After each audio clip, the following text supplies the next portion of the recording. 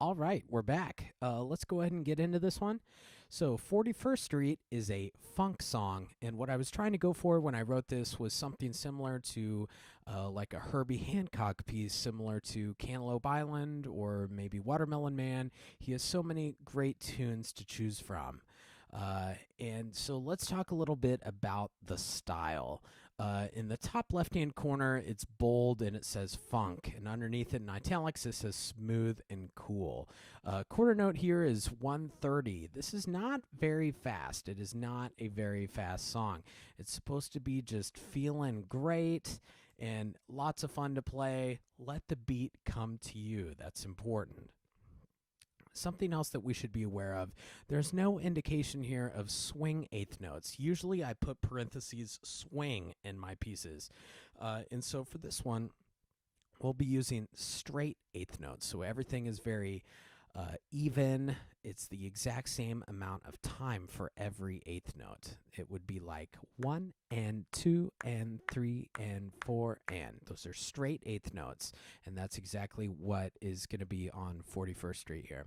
Now, talking about the main idea of the tune, what I wanted to do was have a parallel melody between the two hands. With most of these pieces, they are in 5-finger positions, and so everything is going to move the same. It's going to be low note, middle note, high note. And with the two hands kind of placed at two different spots on the piano, they create some neat harmonies that are pretty fun to listen to, but very easy to play. And part of the structure of this song, if you look, it's kind of in 4-bar phrases.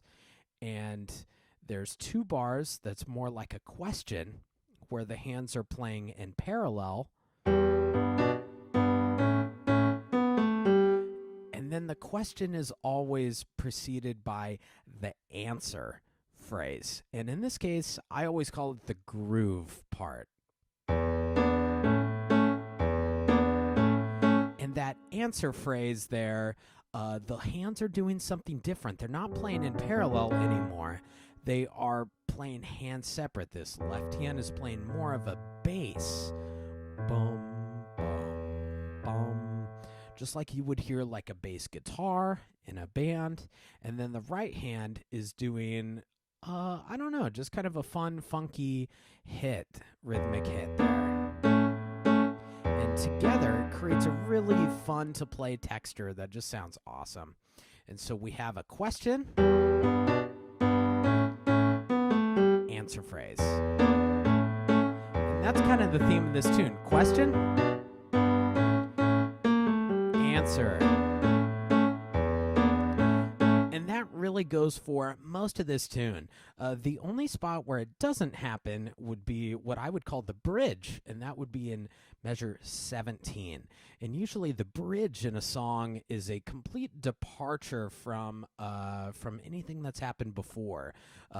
We've heard the whole first page, we got the question and answer, we're looking for something different.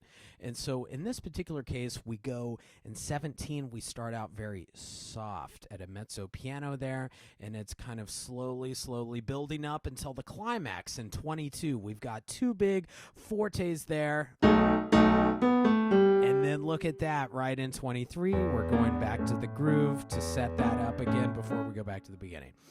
So let me play that for you. That'll be measure 17, starting on the bridge, very soft. Building here, look at this crescendo, and then really giving it your all before the groove is back. Yeah, lots of fun to play. So a couple of tricky things in this song. If you notice in measure 3 and 4, basically on all of the groove answer phrases, there's going to be a super small eighth note. And it might look like a mistake, or maybe it didn't print right, but it is smaller on purpose. That's a grace note. And so in this particular case, if you look at my right hand, your 1 is going to be on G. And we know that the big notes in measure 3 are going to be on B and D. And so what I'm going to do to play this grace note is I'm going to put my second finger on this A sharp right here. A sharp is the same thing as B flat. And it's important that we don't count the grace note. Grace notes are an ornament. It is ornamenting the big notes. And so we've got two options for how to play it. We can either quickly go 2, 5, 3, like this, where I play the grace note slightly before. It's just a hair before. Or I can choose to play it at the same time and then lift up on my 2. It will pretty much create the same sound. Your listener won't be able to tell the difference. It's just happening too fast. So here's one option where you quickly play 2 and then 5, 3. And here's the second option where you play both together and then lift the 2. Totally up to you, whichever feels more comfortable in your hand. If you find yourself having a hard time with the grace notes, they're completely optional. They're just kind of an ornament, icing on the cake. If you feel like you would just rather stick with the big notes, it will still sound great. Let's see, other things that are important on this. Lots of articulation stuff. We've got lots of legato markings going to staccatos, like in that very first measure. Long, short, long, short, short, long. Now, look at those two quarter notes in measure 3. This would be on beat 3, measure 3. There is a line right above those quarter notes, and that's kind of an unusual symbol that we don't see a lot of. The correct name for that is a tenuto marking, and you want to hold it for just a little bit longer. If I didn't put that, I think a lot of students would have played it staccato or short.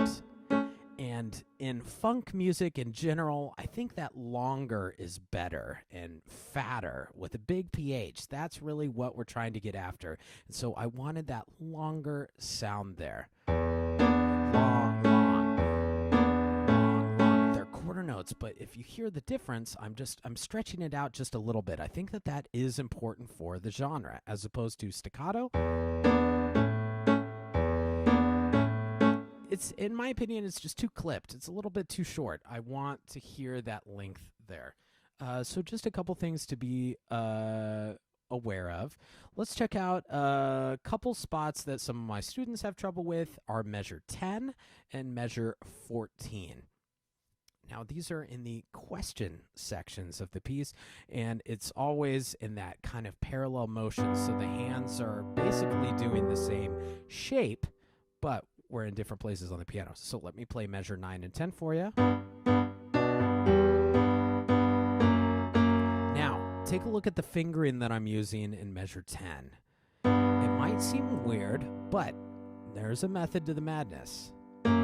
If I do that, then I'm ready to go for the groove part. I'm going 3, 4, and then my 5 is ready on the E in measure 11. If I look at my right hand when I do that, I'm going B, 2, and then look at this. I'm ready to go on the groove part in measure 11. And 13, it's kind of taking the exact same idea, but a step further. And so let me play measure 14 for you. So we're actually going to be starting both 3s on A sharp, otherwise known as B flat, and F sharp in the left hand. And we're going to be going down, and check that out. We are a step away from where we need to be from the groove. So let me play, and then it's very easy there.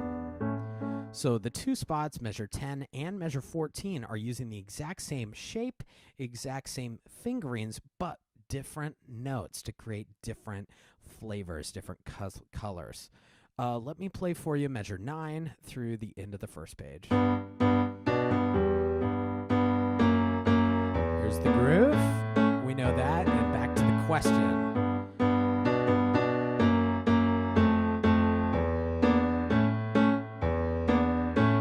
Good. And there is a quarter rest at the end of measure 16, and that is supposed to help the hand position change going into the bridge in 17. Pay attention to the fingering numbers. Usually in my pieces, I try to make them 5-finger positions, easy to play, easy to learn. But there are a few instances where we need to change hand positions slightly. And so if I have a fingering there, that's usually an indication that we need to change positions. Let's see. Okay. Something else that we've talked about in For a Moment is the DC all coda. That would be in measure 24. It's the little text down there in italics. Now, in music, you're going to see a DC all coda and you're going to see a DS all coda. DC all coda means da capo, and that means you go back to the very beginning. So, how that would work, I'm going to start in 21. Here's our groove, and I go back to the very, very beginning.